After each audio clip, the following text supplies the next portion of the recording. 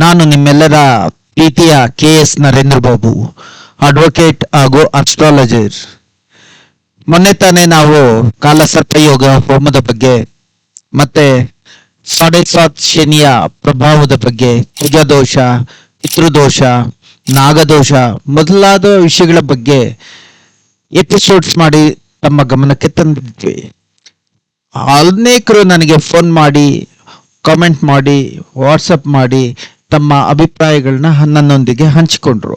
ಪ್ರತಿಯೊಬ್ಬರು ಅದನ್ನ ತುಂಬಾ ಇಷ್ಟಪಟ್ಟರು. ಮತ್ತೆ ಇನ್ನಷ್ಟು ಉತ್ತಮ ವಿಷಯಗಳನ್ನ ಮಾಡಿ ಅಂತ ಕೆಲವು ವಿಷಯಗಳನ್ನ ಅವರೇ ನನಗೆ ಸೂಚಿಸಿದ್ರು. ಇವೆಲ್ಲ ನಿಜವಾಗ್ಲೂ ಸ್ವಾಗತಾರ್ಹ. ಮತ್ತೆ ಈ ಬಾರಿ ನಾವು ಮಕ್ಕಳಾಗದಿರುವುದು ಎಂಬ ವಿಷಯದ ಬಗ್ಗೆ ಎಪಿಸೋಡ್ ಮಾಡ್ತಾ ಇದ್ವಿ. ಏನ್ ಕಾರಣ ಆಗಿರ್ಬೋದು ಮಕ್ಕಳಾಗದೇ ಇರೋದಕ್ಕೆ? ಪರೀಕ್ಷೆಗಳೇನ್ ಮಾಡಬೇಕು? ಲ್ಯಾಬ್ ರಿಪೋರ್ಟು ಅಥವಾ LSP ರಿಪೋರ್ಟ್ ಏನ್ ಮಾಡಬೇಕು? ಕ್ಲಿನಿಕಲ್ ಟ್ರೀಟ್ಮೆಂಟ್ ಏನ್ ಮಾಡಬೇಕು? ಆಹಾರ ಮತ್ತು ಜೀವನ ಶೈಲಿ ಹೇಗಿರ್ಬೇಕು? ಆಯುರ್ವೇದ, ಹೋಮಿಯೋಪತಿ, ಯುನಾನಿಯಲ್ಲಿ ಇದಕ್ಕೆ ಯಾವ ರೀತಿಯ ಚಿಕಿತ್ಸೆ ಸಿಗುತ್ತೆ? ಜ್ಯೋತಿಷ್ಯ ದೃಷ್ಟಿಯಿಂದ ಏನ್ ಮಾಡಬೇಕು? ನಾಗದೋಷ, ಪಿತೃದೋಷ ಮೊದಲಾದ ಶಾಪಗಳಿಂದ ಇದು ಪರಿಣಮಿಸ್ತದ? ಪುರಾಣ ಕಥೆಗಳಲ್ಲಿ ಈ ರೀತಿ ಸಂತಾನ ಇಲ್ದಾಗ ಏನ್ ಮಾಡಿದ್ರು? ಯಾವ ದೇವಸ್ಥಾನಕ್ಕೆ ಭೇಟಿ ಮಾಡಬೇಕು, ಯಾವ ಪೂಜೆ ಮಾಡಬೇಕು, ಯಾವ ಮಂತ್ರ ಪಠನೆ ಮಾಡಬೇಕು, ಏನ್ ದಾನ ಮಾಡಬೇಕು, ಯಾವ ರತ್ನ ಧಾರಣೆ ಮಾಡಬೇಕು, ಯಾವ ವಸ್ತ್ರ ಧಾರಣೆ ಮಾಡಬೇಕು ಮೊದಲಾದ ವಿಷಯಗಳನ್ನ ಈ ಬಾರಿ ನಾನು ನಿಮ್ಮೊಂದಿಗೆ ಹಂಚಿಕೊಳ್ತಾ ಇದ್ದೇನೆ. ನೋಡಿ, ಈ ತರದ ಅನೇಕ ಪ್ರಯೋಗಗಳನ್ನ ನಾವು ಮಾಡಿ ನಿಮ್ಮ ಮುಂದೆ ತಂದಿಡ್ತಾ ಇದ್ದೀವಿ. ನಿಮ್ಗೆ ಇಷ್ಟ ಆಯ್ತು ಅಂದ್ರೆ ನಮ್ಮ ಆಸ್ಟ್ರೋಜಸ್ಟಿಸ್ 23 ಚಾನಲ್ ಅನ್ನ ಸಬ್ಸ್ಕ್ರೈಬ್ ಮಾಡಿ, ಮತ್ತೆ ಈ ವಿಡಿಯೋಗಳನ್ನ ನಿಮ್ಮ ಬಂಧು ಬಾಂಧವರಿಗೂ ಶೇರ್ ಮಾಡಿ, ಅವ್ರಿಗೂ ಸಬ್ಸ್ಕ್ರೈಬ್ ಮಾಡೋಕೆ ತಿಳಿಸಿ. ಇದರಿಂದ ನಮ್ಗೆ ಇನ್ನಷ್ಟು ಪ್ರೋತ್ಸಾಹಿತರಾಗಿ ಇನ್ನ ಉತ್ತಮ ವಿಷಯಗಳನ್ನ ಹುಡುಕಿ ಅವನ್ನ ಎಪಿಸೋಡ್ ರೆಡಿ ಮಾಡಿ ನಿಮ್ಮ ಮುಂದೆ ತಂದಿಡೋದಕ್ಕೆ ಅವಕಾಶ ಆಗುತ್ತೆ. ದಯವಿಟ್ಟು ನೀವೆಲ್ಲರೂ ನಮ್ಮ ಈ ಚಾನಲ್ ಅನ್ನ ಸಬ್ಸ್ಕ್ರೈಬ್ ಮಾಡಿ.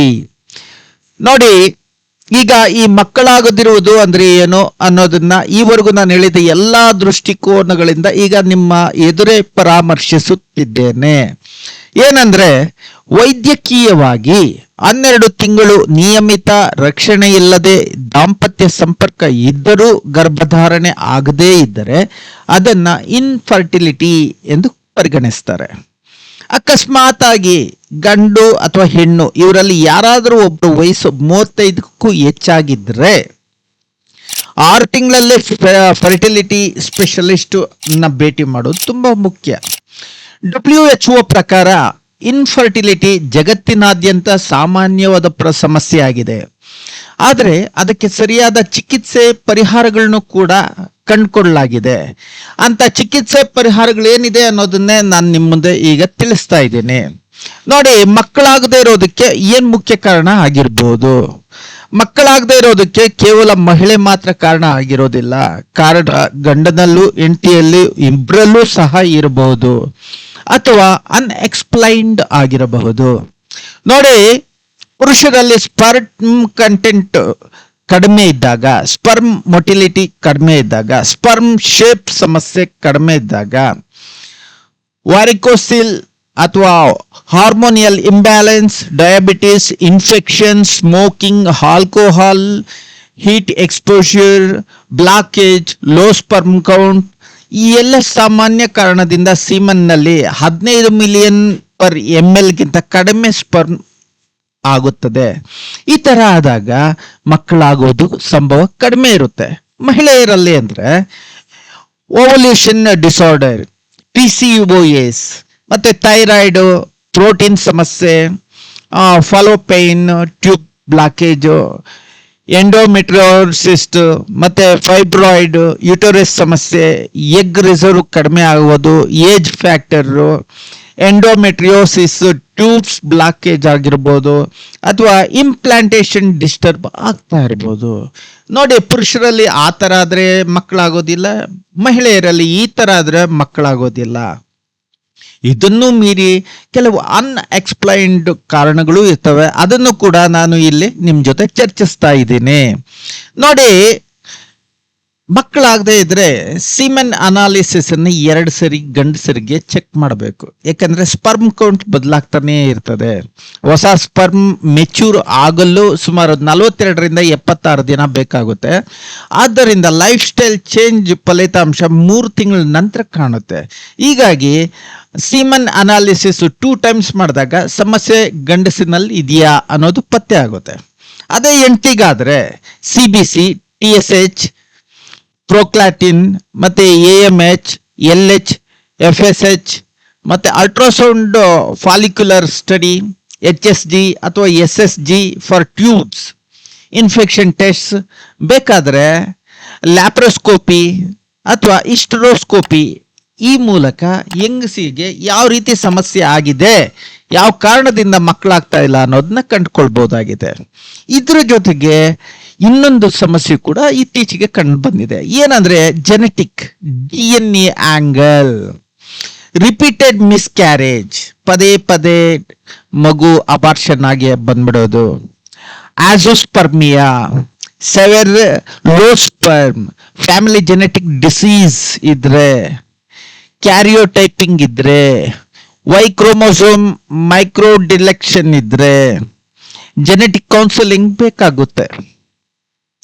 ಇದರ ಜೊತೆಗೆ ಇದನ್ನ ಹೇಗೆ ಕಂಡುಕೊಳ್ಬಹುದು ಅದನ್ನ LSB ಅಥವಾ ಲ್ಯಾಬ್ ರಿಪೋರ್ಟ್ಸ್ ಮುಖಾಂತರ ನೋಡ್ಬೋದಾಗಿದೆ.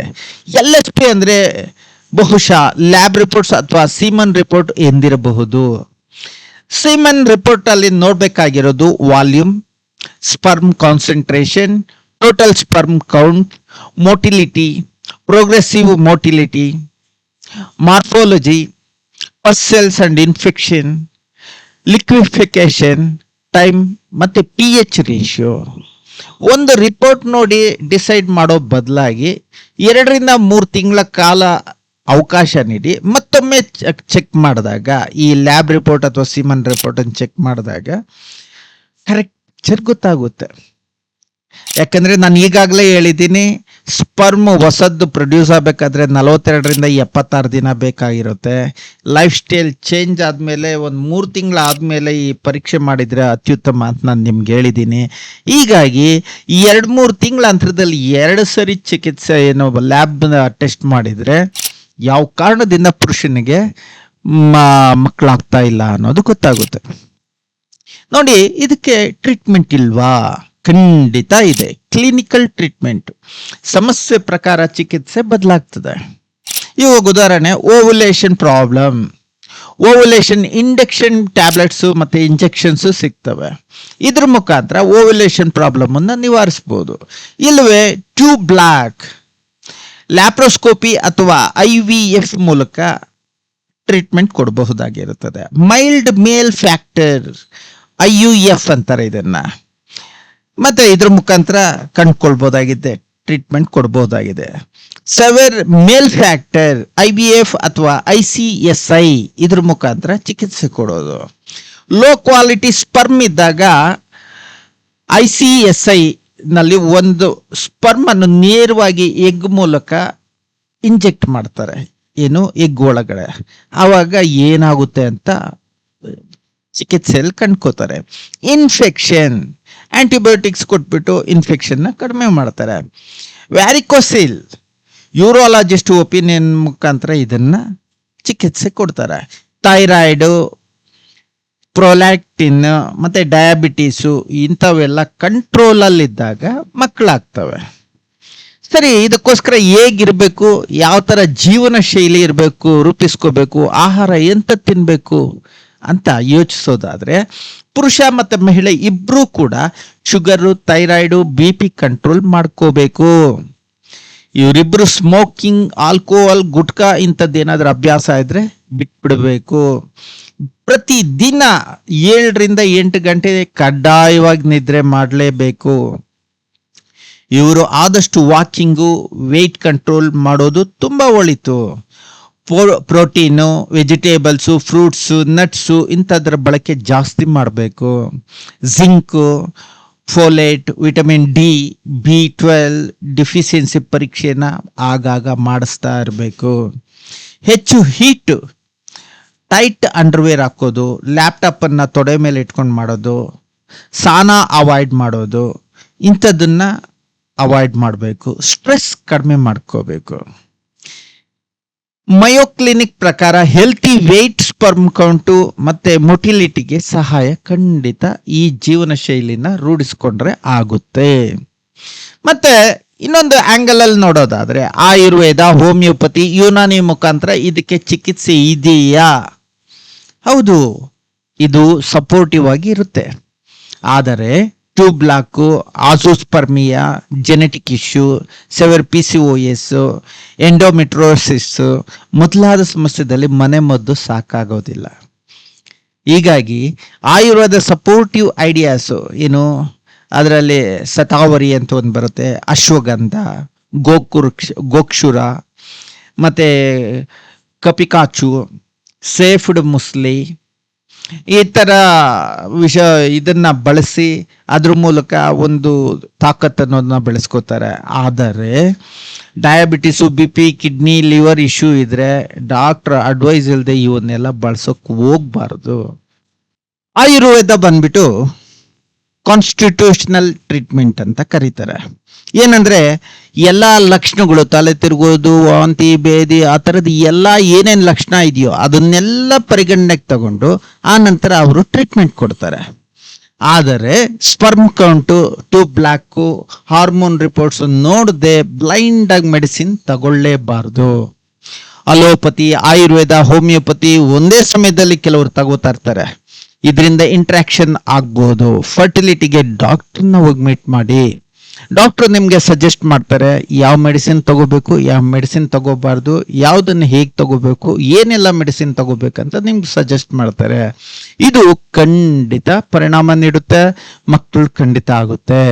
ಸರಿ, ಈ ಮಕ್ಕಳು ಇಲ್ಲದೆ ಇರೋದು, ಮಕ್ಕಳು ಆಗದೆ ಇರೋದು, ಇದು ಜ್ಯೋತಿಷದ ಮುಖಾಂತರ ಏನಾದ್ರೂ ಕಂಡ್ಕೊಳಕ್ಕಾಗುತ್ತಾ ಅಂತ ನೋಡಿದಾಗ ಪ್ರತಿಯೊಬ್ಬನ ಜನ್ಮ ಕುಂಡಲಿಯ 5ನೇ ಮನೆ ತುಂಬಾ ಮುಖ್ಯ ಆಗುತ್ತೆ ಮಕ್ಕಳ ವಿಷಯಕ್ಕೆ. 5ನೇ ಮನೆಯ ಭಾವಾಧಿಪತಿ ಯಾರು ಅನ್ನೋದನ್ನ ತಿಳ್ಕೋಬೇಕು. ಜೊತೆಗೆ ಗುರು ಪುತ್ರಕಾರಕ, ಅವನು ಎಲ್ಲಿದ್ದಾನೆ, ಯಾವ ಮನೆಯಲ್ಲಿದ್ದಾನೆ ಅದ್ ನೋಡ್ಕೋಬೇಕು. ಶುಕ್ರ, ಇದು ಬಂದು ರೀಪ್ರೊಡಕ್ಷನ್ ಮತ್ತೆ ಸೀಮೆನ್, ಓವಮ್, ಈ ಪ್ರೊಡಕ್ಷನ್ ಸಂಬಂಧಿಸಿದಾಗ ಆಗಿರುತ್ತೆ. ಈ ಶುಕ್ರ ಗ್ರಹ ಜನ್ಮ ಕುಂಡಲಿಯಲ್ಲಿ ಯಾವ ಮನೆಯಲ್ಲಿದ್ದಾನೆ, ಯಾರನ್ನು ನೋಡ್ತಾ ಇದ್ದಾನೆ, ಯಾರಿಂದ ನೋಡಲ್ಪಡ್ತಾ ಇದ್ದಾನೆ. ಮತ್ತೆ ಚಂದ್ರ, ಇವರು ಬಂದ್ಬಿಟ್ಟು ಫರ್ಟಿಲಿಟಿ, ಮದರ್ ಪ್ರಿನ್ಸಿಪಲ್ಸ್, ಇವೆಲ್ಲದಕ್ಕೂ ತುಂಬಾ ಇಂಪಾರ್ಟೆಂಟು. ಇವರು ಎಲ್ಲಿದ್ದಾರೆ, ಯಾರನ್ನು ನೋಡ್ತಾ ಇದ್ದಾರೆ, ಯಾರಿಂದ ನೋಡಲ್ಪಡ್ತಾ ಇದ್ದಾರೆ. ಮತ್ತೆ 2ನೇ ಭಾವ ಫ್ಯಾಮಿಲಿ ಎಕ್ಸ್ಪ್ಯಾನ್ಷನ್, ಜನ್ಮಕುಂಡಲಿಯ 2ನೇ ಮನೆಯಲ್ಲಿ ಯಾರಿದ್ದಾರೆ. 9ನೇ ಭಾವ ಪಾಸ್ಟ್ ಪುಣ್ಯ, ಅಂದ್ರೆ ಹಿಂದಿನ ಜನ್ಮದ ಪಾಪ ಪುಣ್ಯಗಳು ಏನೇನಿದ್ದಾವೆ. ಸಪ್ತಾಂಶ, ಅದರಲ್ಲಿ D7 ಚಾರ್ಟ್. ಜೊತೆಗೆ ರಾಹು, ಕೇತು, ಶನಿ, ಕುಜ, ಅಫ್ಲಿಕ್ಷನ್ ಕೂಡ ಇಲ್ಲಿ ನೋಡ್ಕೊಳ್ಳೋದು ತುಂಬಾ ಮುಖ್ಯ. ಇದರಿಂದ ಸಂಭವಿಸಬಹುದಾದ ಜ್ಯೋತಿಷ್ಯ ಕಾರಣಗಳು ಏನಿರ್ಬೋದು ಅಂತ ನೋಡೋಣ. 5ನೇ ಭಾವಕ್ಕೆ ಅಂದ್ರೆ 5ನೇ ಮನೆಯಲ್ಲಿ ಶನಿ, ರಾಹು, ಕೇತು, ಕುಜ ಪೀಡೆ ಇದ್ರೂ ಕೂಡ ಸಾಮಾನ್ಯವಾಗಿ ಅವ್ರಿಗೆ ಮಕ್ಕಳಾಗೋದಿಲ್ಲ. ಜುಪಿಟರ್ ದುರ್ಬಲನಾಗಿದ್ರೆ, ವೀಕ್ ಆಗಿರೋ ಮನೆಯಲ್ಲಿ, ಶತ್ರು ಮನೆಯಲ್ಲಿದ್ದಾಗ ಕೂಡ ಮಕ್ಕಳಾಗೋದಿಲ್ಲ. 5th ಲಾರ್ಡ್ 6, 8, 12ನೇ ಮನೆಯಲ್ಲಿ ಪೀಡಿತನಾಗಿದ್ರೂ ಕೂಡ ಮಕ್ಕಳಾಗೋದಿಲ್ಲ. ಪಿತೃದೋಷ ಇದ್ರು ಆಗೋಲ್ಲ ಅಂತಾರೆ, ನಾಗದೋಷ ಇದ್ರು ಮಕ್ಕಳಾಗೋಲ್ಲ ಅಂತಾರೆ. ಪಿತೃದೋಷ ಇದರ ಪರಿಣಾಮವಾಗಿ ಮತ್ತೆ ಸರ್ಪದೋಷ, ಪ್ರೇತ ಶಾಪ, ಸರ್ಪಶಾಪ, ಇಂಥವೆಲ್ಲ ಪರಂಪರೆಯಲ್ಲಿ ಹೇಳುವಂತ ಕೆಲವು ಯೋಗಗಳು. ದಂಪತಿಗಳ ಚಾರ್ಟ್ನಲ್ಲಿ child birth timing miss match ಆಗಿದ್ರು ಕೂಡ ಈ ಎಲ್ಲವನ್ನು ನಾವು ಜ್ಯೋತಿಷ್ಯವನ್ನು ಡಯಾಗ್ನೋಸಿಸ್ ಅಂತ ಹೇಳಕ್ ಆಗಲ್ಲ. ಆದರೆ ಟೈಮಿಂಗ್, ಮೆಂಟಲ್ ಸ್ಟ್ರೆಂತ್, ಸ್ಪಿರಿಚುವಲ್ ರೆಮಿಡಿಗೆ ಇದನ್ನ ಸಹಾಯಕವಾಗಿ ತಗೋಬೇಕು. ಇನ್ನ ನಾಗದೋಷ, ಪಿತೃದೋಷ, ಶಾಪಗಳಿಂದ ಏನಾದರೂ ಮಕ್ಕಳಾಗ್ತಾ ಇಲ್ವಾ? ಯಾಕಂದ್ರೆ ನಮ್ಮ ಭಾರತದಲ್ಲಿ ಪರಂಪರೆಯ ನಂಬಿಕೆಯಲ್ಲಿ ನಾಗದೋಷ, ಪಿತೃದೋಷ, ವಿವಿಧ ಶಾಪಗಳಿಂದನೂ ಮಕ್ಕಳಾಗಲ್ಲ ಅಂತ ಪರಿಗಣಿಸ್ತಾರೆ. ಆ ರೀತಿ ನೋಡಕ್ ಹೋದಾಗ ನಾಗದೋಷ, ಆ ದೋಷನೇ ಸಂತಾನ ವಿಳಂಬ ಅಂತಾರೆ. ಆ ದೋಷದಿಂದಲೇ ಮಿಸ್ಕ್ಯಾರೇಜ್ ಆಗುತ್ತೆ ಅಂತಾರೆ. Fear, dreams of snakes, family curse feeling, ಇಂಥವೆಲ್ಲನೂ ಮಕ್ಕಳಾಗದೆ ಇರೋದಕ್ಕೆ ಕಾರಣ ಅಂತ ಪರಿಗಣಿಸ್ತಾರೆ. ಪಿತೃದೋಷ ಇದು ಬಂದು ವಂಶದ ಕರ್ತವ್ಯಗಳು, ಏನ್ ಮಾಡಬೇಕು, ಹೇಗಿರ್ಬೇಕು, ಯಾವ ತರ ನಡ್ಕೋಬೇಕು ಅಂತ. ಆನ್ಸೆಸ್ಟರ್ ಡಿಸ್ಸ್ಯಾಟಿಫಿಕೇಶನ್, ನಮ್ಮ ಪೂರ್ವಜರು ಅಶಾಂತಿಯಿಂದ ಇರೋದು, ತೃಪ್ತರಾಗದೆ ಇರೋದು. ಫ್ಯಾಮಿಲಿ ಲೈನ್ ಕಂಟಿನ್ಯೂಯೇಷನ್ ಪ್ರಾಬ್ಲಮ್, ಆ ಸಂತಾನದ ಆ ಕುಲದ ಲೈನ್ ಹಾಗೇ ಹೋಗ್ತಾ ಇರಬೇಕು, ಎಲ್ಲೂ ತುಂಡರಿಸ್ಕೊಂಡಿರ್ಬಾರ್ದು. ಇಂಥವೆಲ್ಲ ಸಾಧ್ಯ ಆಗೋದು ಪಿತೃದೋಷದಿಂದ. ಮತ್ತೆ ಶಾಪಗಳು, ನಾನು ಆಗ್ಲೇ ತಮ್ಗೆ ಹೇಳಿದೆ ಸರ್ಪ ಶಾಪ, ಪ್ರೇತ ಶಾಪ ಅಂತ.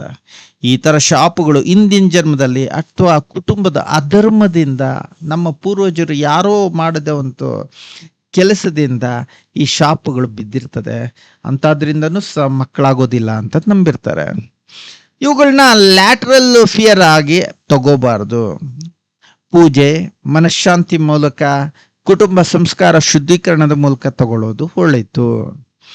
ಮತ್ತೆ ಈ ತರ ಮಕ್ಕಳಾಗದೆ ಇರೋದು ನಮ್ಮ ವೇದಗಳಲ್ಲಿ, ಪುರಾಣಗಳಲ್ಲೂ ಇದೆಯಾ ಅಂತ ಪರಿಶೀಲಿಸಿದಾಗ ಮೊದಲು ಕಂಡು ಬರೋದೇ ದಶರಥ ಮಹಾರಾಜರದು. ಇವರು ಪುತ್ರಕಾಮೇಕ್ಷ ಯೋಗ ಅಂತ ಮಾಡ್ತಾರೆ. ಇದು ರಾಮಾಯಣದಲ್ಲಿ ಕಂಡು ಬರ್ತದೆ. ಈ ಪುತ್ರಕಾಮೇಕ್ಷ ಯೋಗ ಮಾಡಿದ ಮೇಲೇನೆ ಅವ್ರಿಗೆ ರಾಮ, ಲಕ್ಷ್ಮಣ, ಭರತ, ಶತ್ರುಘ್ನರು ಅನ್ನೋರು ಜನಿಸಿದ್ರು ಅಂತ ಉಲ್ಲೇಖ ಇದೆ. ಕುಂತಿ ಮತ್ತು ಪಾಂಡು, ಮಹಾಭಾರತದಲ್ಲಿ ಸಂತಾನದ ವಿಷಯವಾಗಿ ಬಂದಾಗ ಕರ್ಮ, ಕರ್ಸ್, ಡಿವೈನ್ ಇಂಟರ್ವೆನ್ಷನ್ ಇದರ ಜೊತೆ ಬಂದಾಗ ಇಲ್ಲೂ ಕೂಡ ಈ ಸಂತಾನದ ಒಂದು ಸಮಸ್ಯೆ ಕಂಡು ಬರ್ತದೆ.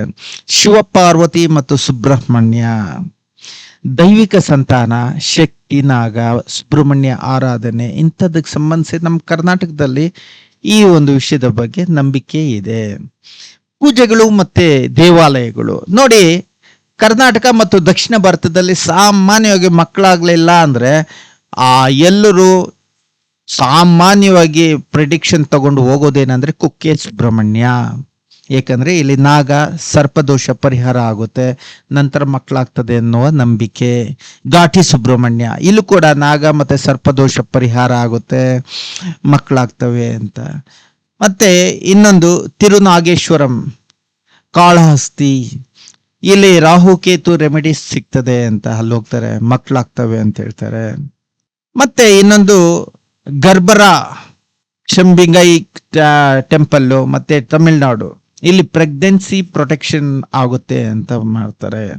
ಮತ್ತೆ ತಿರುಪತಿ, ಧರ್ಮಸ್ಥಳ, ಮಂತ್ರಾಲಯ ಇಲ್ಲೂ ಕೂಡ ಹೋಗ್ತಾರೆ.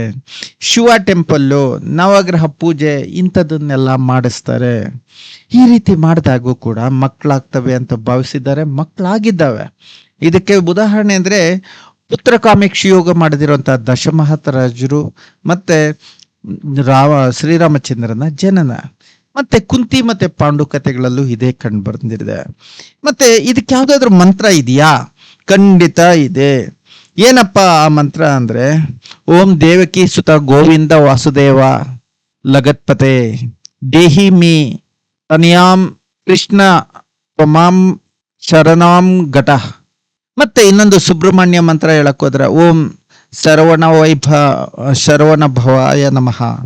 ಮತ್ತೆ ನಾಗ ಮಂತ್ರಕ್ಕೆ ತಗೊಂಡಾಗ ಓಂ ನಾಗ ದೇವತೋಭ್ಯೋ ನಮಃ. ಮತ್ತೆ ಗುರು ಮಂತ್ರನೂ ಜಪಿಸ್ತಾರೆ ಕೆಲವರು, ಓಂ ಗುರುವೇ ನಮಃ, ಓಂ ಬೃಹಸ್ಪತಯೇ ನಮಃ ಅಂತ. ಈ ರೀತಿ 108 ಸಲ ಶುದ್ಧ ಮನಸ್ಸಿಂದ ಭಕ್ತಿಯಿಂದ ಮಾಡಿದಾಗ ಮಕ್ಕಳಾಗ್ತವೆ ಅಂತ ಭಾವಿಸಲಾಗಿದೆ. ಈ ರೀತಿ ಹಲವಾರು ಜನ ಇದನ್ನ ಅನುಸರಿಸ್ತಾನೂ ಇದ್ದಾರೆ. ಇದ್ರ ಜೊತೆಗೆ ಏನಾದ್ರೂ ದಾನ ಮಾಡಿದ್ರೆ, ಗ್ರಹ ಶಾಂತಿ ಮಾಡಿದ್ರೆ ಮಕ್ಕಳಾಗ್ತವ.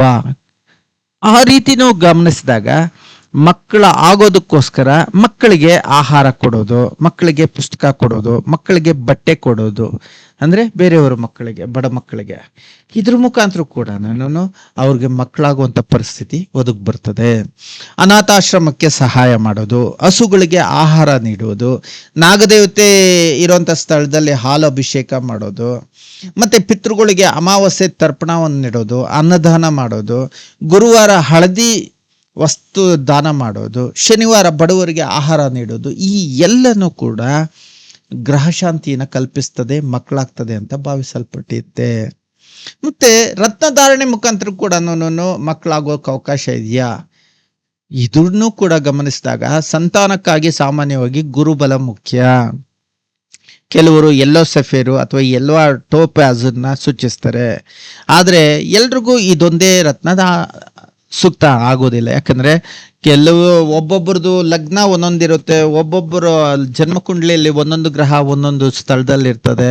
ಅದರ ಆ ಮನೆಗಳ ಭಾವಾಧಿಪತಿ, ಆಮೇಲೆ ಆ ಮನೆಗಳ ನೀಚ ಸ್ಥಳ, ಇದು ಉಚ್ಚ ಸ್ಥಾನ, ಮತ್ತೆ ಯಾವ ಗ್ರಹ ನೋಡ್ತಾ ಇದೆ, ಇದೆಲ್ಲ ಬೇರೆ ಬೇರೆ ಆಗಿರೋದ್ರಿಂದ ಎಲ್ಲೋ ಸಫೇರ್ ಒಂದೇ ಆ ಒಂದು ಪರಿಹಾರ ಆಗೋದಿಲ್ಲ. ಜೂಪಿಟರ್ ಶುಭವಾಗಿದ್ರೆ ಎಲ್ಲೋ ಸಫೇರನ್ನ ಇದ್ ಮಾಡ್ಕೊಳ್ಬೇಕು. ಅಂದ್ರೆ ಅವನು ಸ್ಟ್ರಾಂಗ್ ಆಗಿದ್ರೆ, ಅಥವಾ ವೀನಸ್ ಶುಭವಾಗಿದ್ರೆ ಅಂದ್ರೆ ಶುಕ್ರ, ಡೈಮಂಡು ವೈಟ್ ಸಫೇರ್ನ ಬಳಸ್ಬೋದು.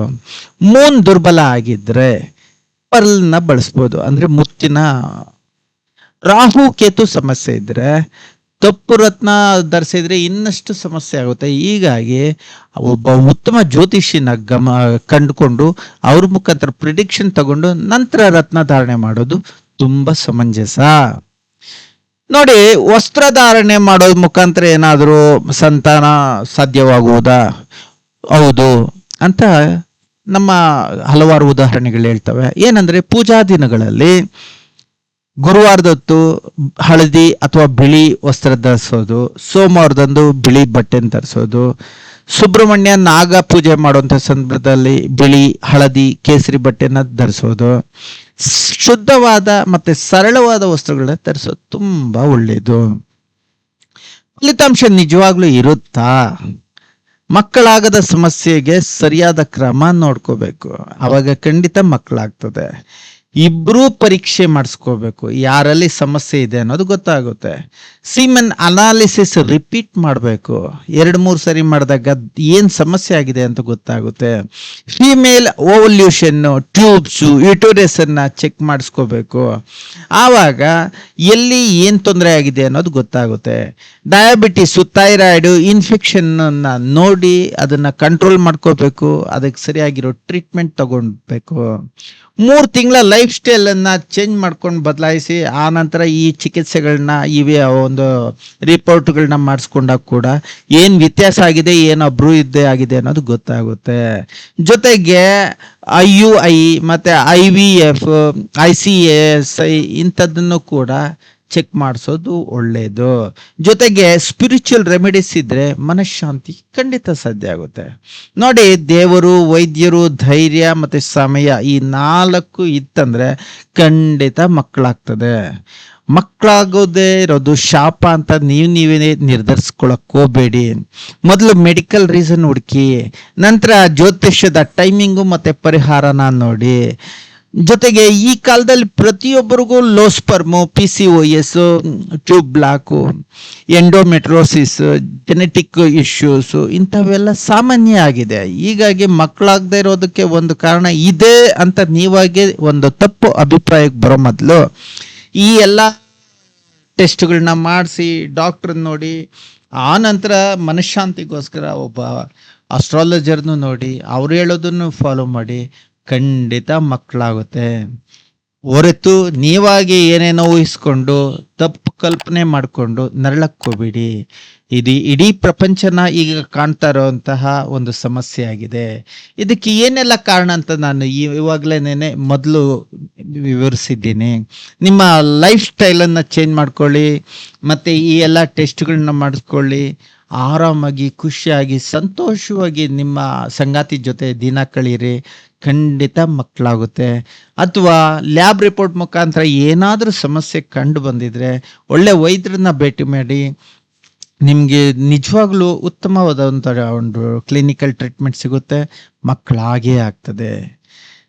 ಹೀಗಾಗಿ ನಿಮ್ಮ ಈ ಒಂದು ವಿಷಯಕ್ಕೆ ಸಂಬಂಧಿಸಿ ಏನೇ ಸಲಹೆ ಇದ್ರು, ಏನೇ ಸೂಚನೆ ಇದ್ರು, ಏನೇ ಪ್ರಶ್ನೆ ಸಂದೇಹಗಳಿದ್ರು ಕೂಡ ನಾನು ಈ ವಿಡಿಯೋದಲ್ಲಿ ಕೆಳಗಡೆ ಕೊಟ್ಟಿರುವಂತಹ ನನ್ನ ಫೋನ್ ನಂಬರ್ಗೆ ಅಥವಾ ನನ್ನ ಬಯೋದಲ್ಲಿ ಕೊಟ್ಟಿರುವಂತಹ ನನ್ನ ಇಮೇಲ್ಗೆ, ವಾಟ್ಸಪ್ ನಂಬರ್ಗೆ ದಯವಿಟ್ಟು ಸಂಪರ್ಕಿಸಿ. ನನ್ನ ಜೊತೆ ನಿಮ್ಮ ಸಮಸ್ಯೆ ಏನಿದೆ, ಏನು ತೊಂದರೆ ಆಗಿದೆ ಅನ್ನೋದನ್ನು ಹಂಚಿಕೊಳ್ಳಿ. ಖಂಡಿತ ನಿಮಗೆ ರೆಮಿಡಿನ ನಾನು ಕೊಡೋದಕ್ಕೆ ಪ್ರಯತ್ನಿಸ್ತೇನೆ. ನಿಮಗೆ ಉತ್ತಮವಾದ ಭವಿಷ್ಯತ್ ಸಿಗ್ಲಿ ಅಂತ ಹಾರೈಸ್ತಾ ಈ ನನ್ನ ಒಂದು ಎಪಿಸೋಡನ್ನು ಕ್ಲೋಸ್ ಮಾಡ್ತಾ ಇದ್ದೀನಿ. ನೀವೆಲ್ಲರೂ ನನಗೆ ಈ ಆಸ್ಟ್ರೋ ಜಸ್ಟಿಸ್ 23 ಚಾನಲ್ಗೆ ಸಬ್ಸ್ಕ್ರೈಬ್ ಮಾಡಿ ಪ್ರೋತ್ಸಾಹಿಸಿ. ಮುಂದಿನ ದಿನಗಳಲ್ಲಿ ಶಾರ್ಟ್ ಮೂವೀಸ್ ಮಾಡೋಣ ಅಂತಿದ್ದೀನಿ. ನೀವು ಹೆಚ್ಚಿನ ಸಂಖ್ಯೆಯಲ್ಲಿ ಸಬ್ಸ್ಕ್ರೈಬ್ ಮಾಡಿದಷ್ಟು ನಾನು ಶಾರ್ಟ್ ಮೂವೀಸ್ನ ಅತಿ ಶೀಘ್ರದಲ್ಲೇ ತರೋದಕ್ಕೆ ಶುರು ಮಾಡ್ತೀನಿ. ಮತ್ತು ಮುಂದಿನ ಎಪಿಸೋಡ್ನಲ್ಲಿ ಕಲ್ಕಿ ಆಗಮನ ಇದು ನಿಜಾನ ಎಂಬ ಎಪಿಸೋಡನ್ನು ತರೋಕ್ಕೆ ಇಷ್ಟಪಟ್ಟಿದ್ದೀನಿ. ತದನಂತರ ಸ್ತ್ರೀ ಶಾಪದ ಬಗ್ಗೆ ಕೂಡ ನಾನು ಒಂದು ಎಪಿಸೋಡ್ ಮಾಡೋದಕ್ಕೆ ಇಚ್ಛಿಸಿದ್ದೀನಿ. ನನ್ನ ಈ ರೀತಿ ನನಗೆ ಪ್ರೋತ್ಸಾಹಿಸಿರೋ ನಿಮ್ಮೆಲ್ರಿಗೂ ಧನ್ಯವಾದಗಳನ್ನ ಹೇಳ್ತಾ ಈ ಒಂದು ಇದನ್ನು ಮುಗಿಸ್ತಾ ಇದ್ದೀನಿ. ನಮಸ್ಕಾರ.